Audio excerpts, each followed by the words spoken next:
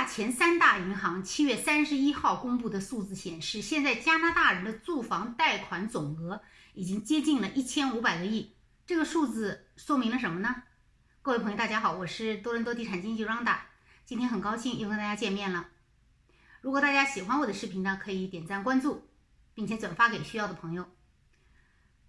据3大银行最新的资料显示， BMO 32.8个 billion，TD 45.7个 billion，CIBC 49.8个 billion， 这3大银行的贷款总额加在一起已经超过了1500个亿。那么加拿大央行在短短的2年时间内把基准利率从 0.25 调到了5%。那么现在给有房贷的居民带来的一个非常大的问题，也就是说你的月供已经不够还贷款的利息了。也就是说你虽然每个月在供房，但是你欠银行的钱是每个月在增加的。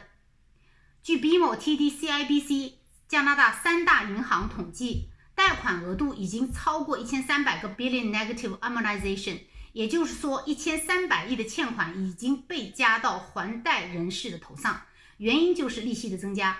有 20% 的有房贷的人都面临着即将到来的被强迫提高月供的一个后果。那么如果央行再继续加息，也就是9月份这个月继续加息的话，这个数字就会越来越大。只要你有房贷，就意味着你欠银行的钱会越来越多。但是呢，如果你比较幸运，在2年前选择了固定利率的话呢，那么就不受影响。但是你的房贷一旦需要续约，那就还是面临着同样的问题。那么目前的情况来看呢，就是原来设好的每个月的还款额度现在已经不够了，银行要求你增加还款，也就是说你欠银行的钱不是在每个月的减少，而是在不断的增加。2年前因为利率低，大部分人都选择了浮动利率，现在利率一涨，月供就随着提高，至少翻了2倍以上。2年前月供3000加币的房子，现在要付至少6000加币，所以这是一个很大的问题。如果你现在准备买房，那么就买期房。买期房呢，可以完美的避开高利息，而且考虑到民生呢，政府不会一直这样涨下去，估计2到3年以后呢，利率会慢慢的下调，那个时候你的期房也到了交接的时候，再考虑办贷款，利息就不会那么高了。买期房，一类是楼花，一类是房花，我们这里有很多资源，也比较擅长做这个期房的投资如果你现在手上还有点钱，大概10万左右的加币呢，完全可以入手一个小的投资项目。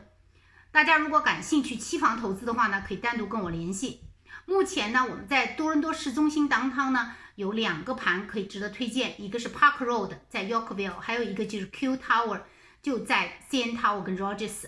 Center 的旁边这2个楼盘是我们9月中这个月中马上就要开盘的，现在已经开始接受预定，而且尺价会非常的好。之前我们在 Yorkville 开盘的都是1800以上的尺价，